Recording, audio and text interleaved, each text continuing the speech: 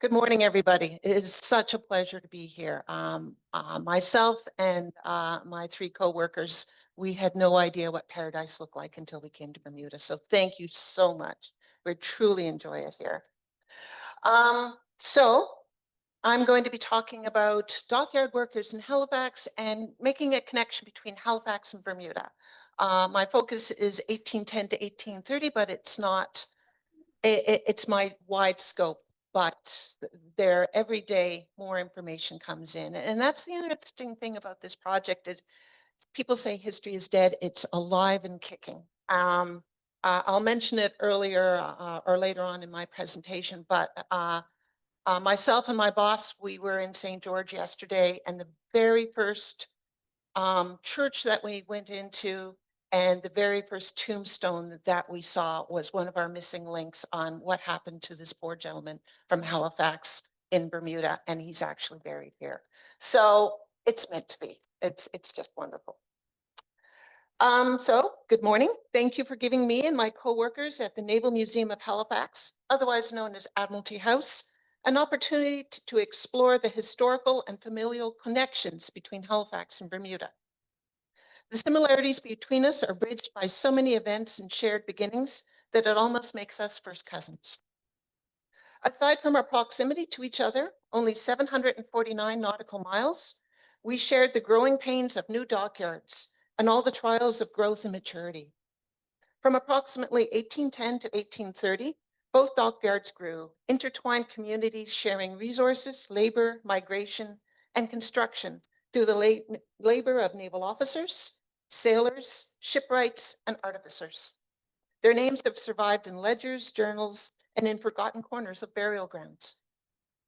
Today, let's explore the shared history drawing from primary sources on our Atlantic bond. The importance of Halifax and Bermuda. First, we need to understand why Halifax and Bermuda mattered so much to the British Navy. Halifax, founded in 1749, had an established Navy yard by 1758, and had already proven itself as a key British naval station, guarding the approaches to North America and controlling trade and military routes throughout the North Atlantic. It was the first Royal Naval Dockyard in North America, and it accumulated 51 years of operational experience by the time the Bermuda Dockyard at Ireland Island was founded in 1809. As Bermuda rapidly developed its own shipyards and fortifications, it drew on the expertise and manpower of the Halifax Dockyard. From the ledgers of the Halifax and Bermuda dockyards, we can trace the movements of the shipwrights, blacksmiths, and masons, reassigned or recruited to work in Bermuda. They carried with them the technical knowledge learned in Halifax, how to maintain ships, how to transport maritime timber, and how to keep a naval yard functioning on the far reaches of an empire. The connections between Halifax and Bermuda went beyond the necessity of workers. Based on manpower, the dockyards operated as a fluid workforce system. Some artificers from Halifax were stationed in Bermuda for months or years, with a few eventually settling and permanently marrying into local families. These were not temporary assignments. They were life-altering moves that created intergenerational ties between the two dockyards. To trace these stories, I sourced information on yard books, yard pay, muster books, invalid lists, burial markers, genealogical records, and primary ledgers. Let me see it. Oh, all right, here we are. Admiralty House, Halifax, and here we are today. Yes, you should. Shared resources. Okay, so my primary sources are part of the Naval Museum's reference library. I'll just mention the first three. Sir Peter Halkett's ledger, May 1836 to November 8th, 1837. The ledger is in the form of ordnance orders from Barbados, Bermuda, Halifax, and Jamaica. Number two, Captain John Nicholson Inglefield, Halifax Dockyards Commissioner's Ordnance Ledger from 1802 to 1804. And a long-standing list of Royal Naval burial markers from HMCS Stadacona in Halifax. I'll just do a little sideline. This is actually a page from Inglefield's ledger. I'm going to say 8 years ago. A gentleman came in with the ledger tucked under his arm, and he said it needs to come home. And the story goes, as he had said, an ancestor of him was in the dockyard I'm going to say 1810, but or 1910, but the time could be wrong. And as the British were leaving, some papers weren't considered a necessity and they were bonfires. This gentleman, the gentleman's ancestors saw this ledger, kicked it aside, tucked it under his arm, and it stayed with the family ever since. And it is just the most amazing ledger. Along the side, there are burn marks. It created a vacuum and it scorched, so it looks like it was printed yesterday. It's just a thing of beauty. So I invite you to come to Halifax and look at it. Dockyard development. At the height of the War of 1812, the dockyard in Halifax employed 267 men. This rate as opposed to the average of 125 men. I have a list from the Halifax Yard book, April 1st to December 1812, that gives me a number of 79 documented workers. I also have a list of 24 names from 1802 to 1804 of laborers who died while in service in the Halifax Yard. My go-to reference, I would refer you to Ashore on a Float by Julian Gwynn for more information. The gentleman wrote the most comprehensive book in our dockyard. What is Halifax supplying to Bermuda? The Halifax Yards Commissioner, Inglefield, first reference in his ordnance ledger from 1802 to 1804 to Bermuda was on March 22nd, 1803. And I think this is the page I'm referring to, refers to stores being sent from St. George's, Bermuda. Between March 22nd to June 1803, Inglefield sends and replies to 8 letters responding to store requests and admonishing the condition of supplies arriving from Bermuda. I'm quoting him May 10th, 1803. The naval storekeeper has represented to me the parcels received from Bermuda in His Majesty's ship Pheasant. Appears to be decayed and the paint is dried up in the skins, requesting a survey thereon.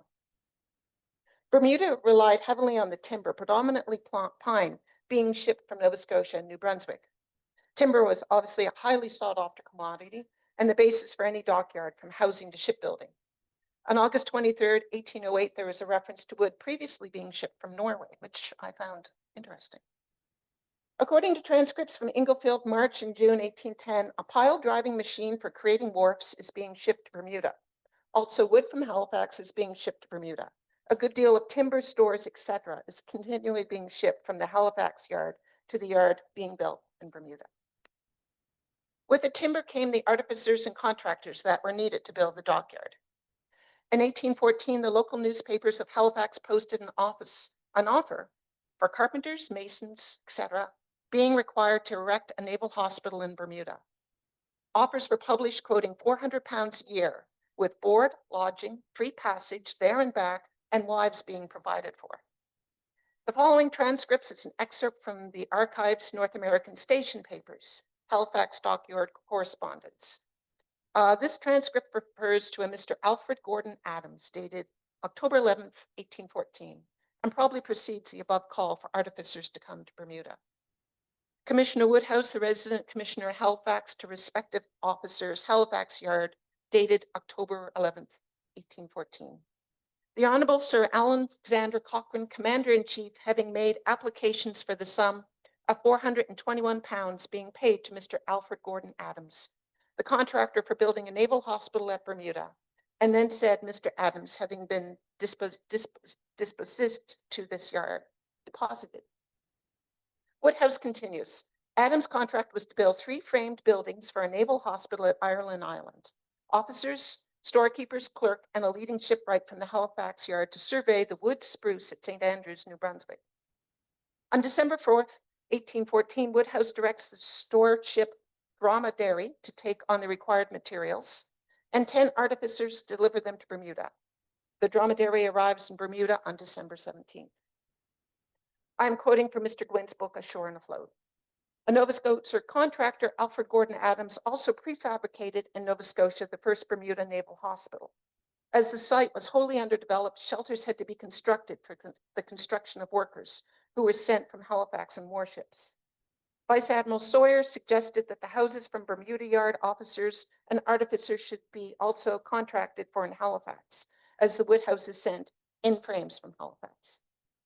This quote struck me as ironic, as there is a push to create more housing and people are nostalgic for post-war houses that came ready to assemble when we can go all the way back to 1814 and discover that the concept already existed. A coworker of mine who had previous building experience called these KDFs, knockdown frames. Woodhouse to yard officers, directing a survey of the hospital, its walls and outbuildings to be made, refers to Mr. Adams shipping off to Bermuda. According to the Genealogical Association's records for deaths, burials, and probates of Nova Scotia's 1800 to 1850, Mr. Adams dies in Halifax on January 16, 1816. However, this is not the end of his story. His wife petitions for his pension and has an administrator for his estate contact Mr. Woodhouse and the Navy Board.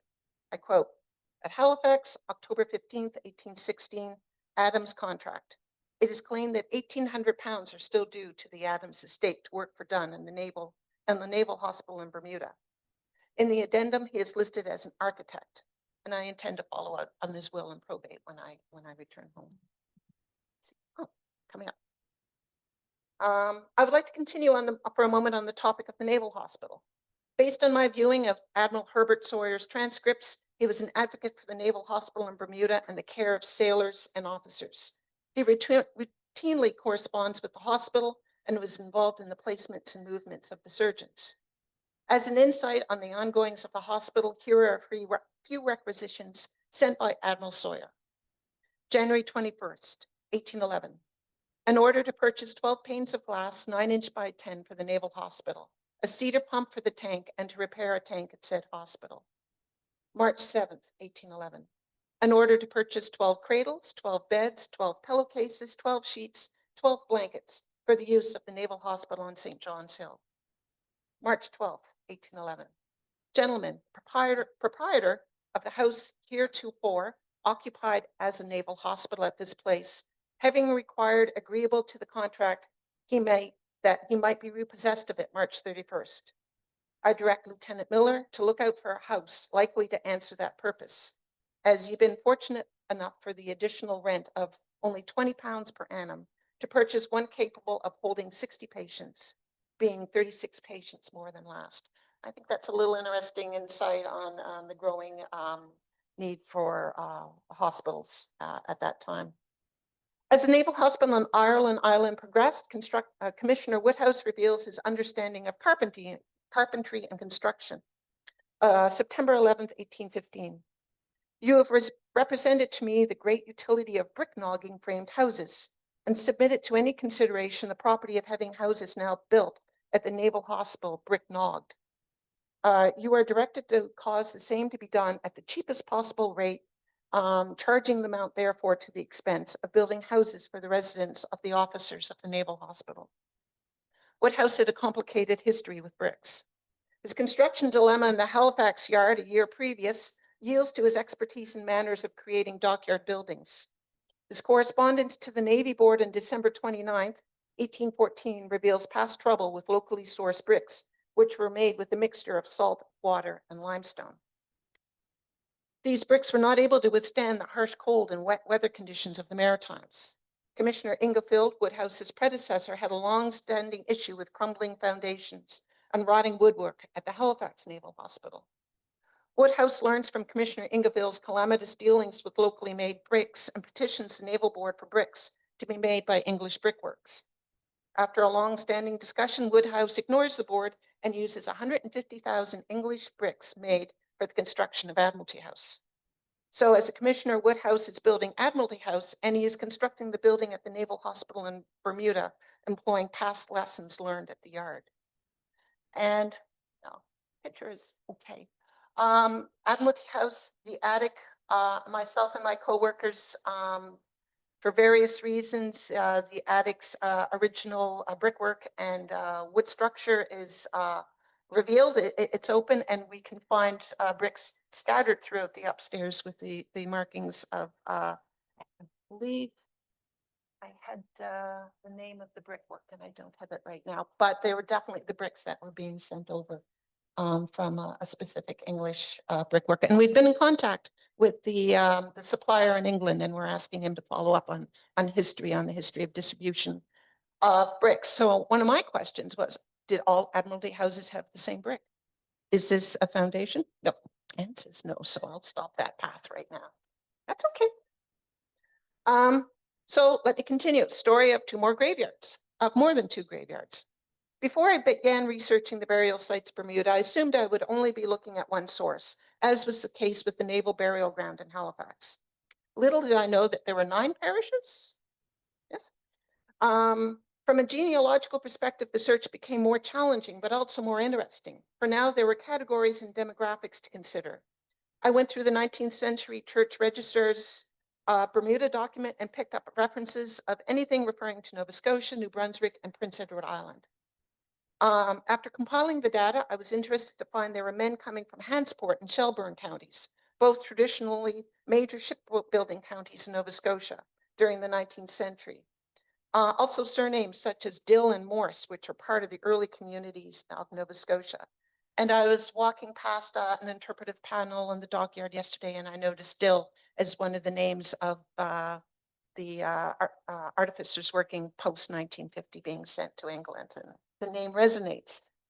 The parishes of Bermuda were created based on religious denomination, ethnicity, and location, which contrasts with our Royal Naval Burial Ground in Halifax. Originally, the burial ground was created June 25th, 1783. The first references I can find to this is in Inglefield's journal of 1804. The hospital and burial ground fences and gate of burial ground want repairing, which goes back to his dealing with Woodhouse. A 3-acre site north of the yard on the harbor was selected. However, by 1813, the burial ground was so full, it was extended by 1/3. I have found reference that there were at least 100 bodies in the site before 1813. According to Julian Gwynn, there were no chaplains or specific churches assigned to the yard. His question: without a yard chapel, frequently found in other yards were communal prayers often led by officers. By 1860, the hospital and burial ground was expanded by 4 acres. There are sporadic records of clergy being paid for specific services, but nothing consistent. My question is, does this make the Halifax site an anomaly? According to Admiralty records, our site is referred to as a burial ground, not a cemetery. The difference between the two terms, burial ground and cemeteries, is an important definition and distinction to me, something I continue to work on. A cemetery is often associated with a denomination or church, which is why the term burial ground may mean a more open area for all religions and ethnicities. According to our records, there are Catholic and Protestant burials and the confirmed burial of our Barbadian sailor.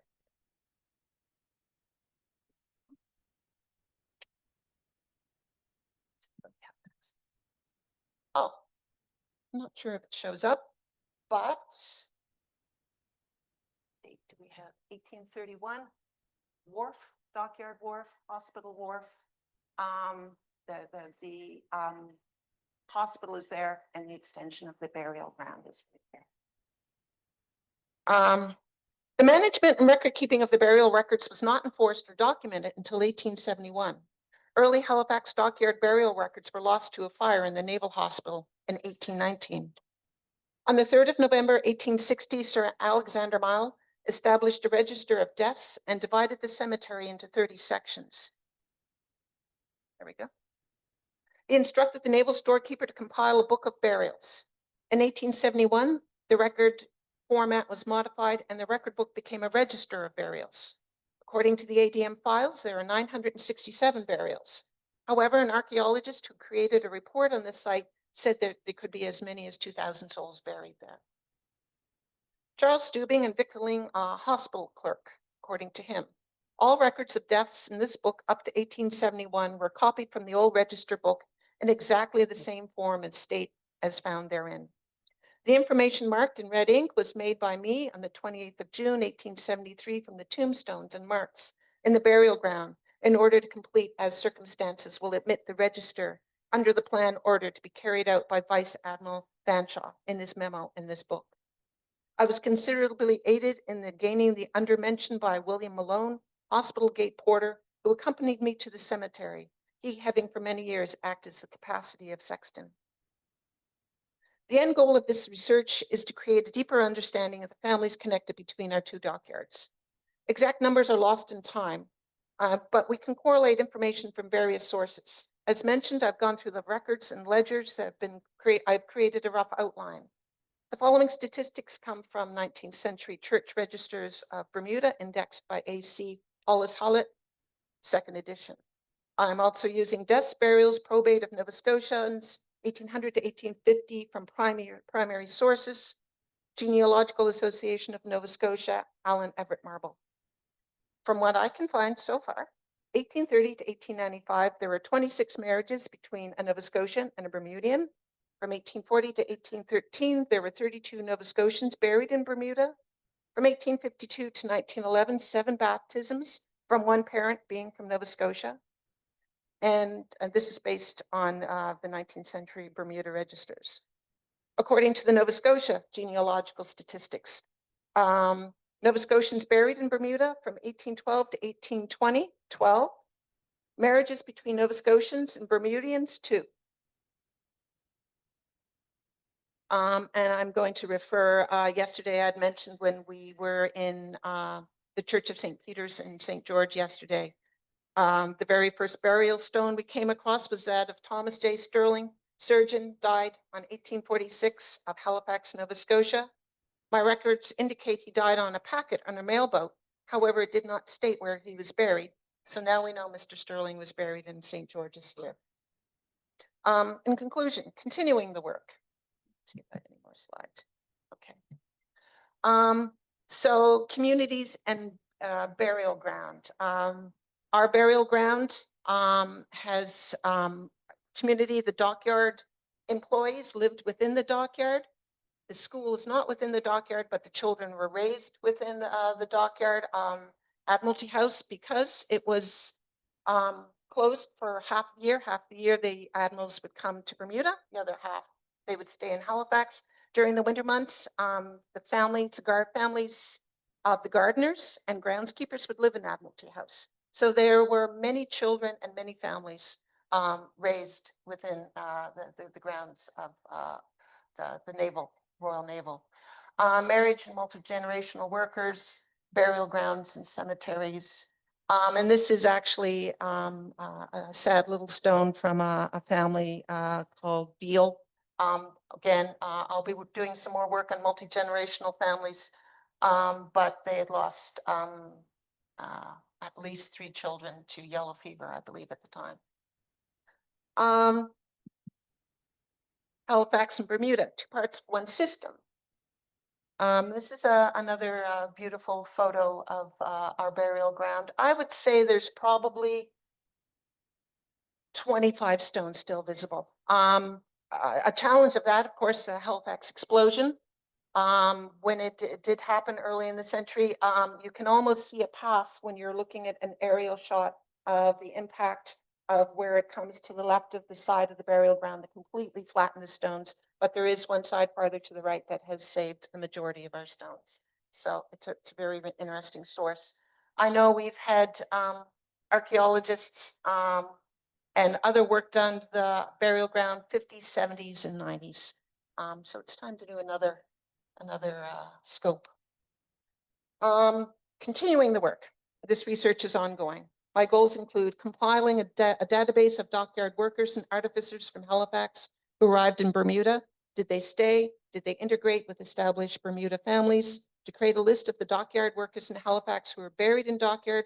From that list, extract the names that were sent to Bermuda and discover those from Bermuda who were buried in our Dockyard. And also to study intergenerational names via surnames and yard lists. I do have the list that I compiled. I do have the names of the marriages of communities where they're coming from in Nova Scotia and vice versa for Bermuda. But I definitely feel that there's more work to be done. My aim is to give a voice to the dockyard workers and their families, those who built the 2 dockyards and created a legacy. Thank you.